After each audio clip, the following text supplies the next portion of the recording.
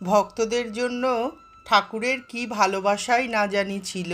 একবার বলরাম বাবুরা সব ছেলে মেয়ে কাচ্চা বাচ্চা নিয়ে এক নৌকা ভর্তি করে দক্ষিণেশ্বরে বেলাবেলি এসে নামলেন।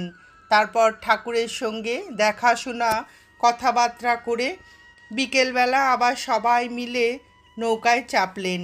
ঠাকুর চাঁদনীর ঘাট পর্যন্ত নিজে এগিয়ে এসে তাদের সবাইকে হাসতে হাসতে বললেন, আবার এসো গো, আবার এসো, এই কথা বলে তুলে দিলেন। তারপর নৌকা ছাড়ল। তিনি ঘাটের সিঁড়ির ওপর দাঁড়িয়ে তাদের দিকে ঠায় খানিকক্ষণ চেয়ে রইলেন।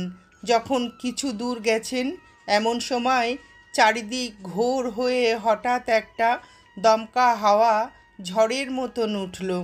তখন দেখি একান্ত অস্থির একটি ছোট্ট ছেলের মতন ঠাকুর চঞ্চল হয়ে আঁটুপাঁটু করছেন। তার বড়ই কষ্ট হচ্ছে।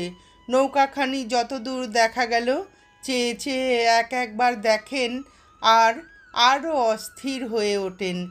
নৌকা হাওয়ায় হেলছে দুলছে, আর তিনি তখন যাকে সামনে পাচ্ছেন তাকেই অধীর হয়ে বলছেন, ওগো কি হবে গো, কি হবে? বলরাম কি শেষে জলে ডুবে মারা পড়বে কাচ্চা বাচ্চা নিয়ে? হায় হায় বাছারে, কি হবে গো, কি হবে?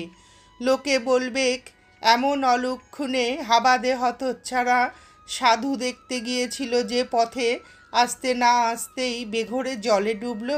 আহা, শেষটা কি বেঘোরে মারা পড়বে গা? কি হবে গো বলো না? ক্রমে আর নৌকা দেখা গেল না, চোখের বাহিরে চলে গেল। অগত্যা তখন তিনি ঘরে ফিরে এলেন বড়ই বিষণ্ণ, কিছুতেই স্বস্তি নেই। শেষে ঘরের ভেতর পায়চারি করতে লাগলেন। বললেন, মা কি মুখ রাখবেন না, কথা শুনবেন না? হায় হায় গো হায়, কি হবে? তাকে অত ব্যস্ত সমস্ত দেখে শেষে ওই ঝড়ের ভেতরই যোগীন স্বামী তখনই বাগবাজারে খবর আনতে ছুটলেন। তাকে কিছু বললেন না। আলমবাজার থেকে তিনি শেয়ারের একখানি ঘোড়ার গাড়ি পেয়েছিলেন। তিনি রাত্রে কয়েক ঘন্টার পর তাদের নিরাপদে পৌঁছবার খবরটি এনে ঠাকুরকে যেই বলেছেন, ঠাকুর ভারী খুশি, সব শুনলেন। যোগীন স্বামী তখনও তিনি স্বামী হন নাই, বলেছেন, আপনার আশীর্বাদে তারা সবাই ভালোই ভালোই বাড়ি পৌঁছেছে। আমি নিজে দেখা করে খবর নিয়ে এলুম, আপনি বড় ভাবিত ছিলেন বলে। তারা বললে, খানিকটা খুব দমকা হাওয়ায় নৌকাখানা খুব হেলে দুলেছিল।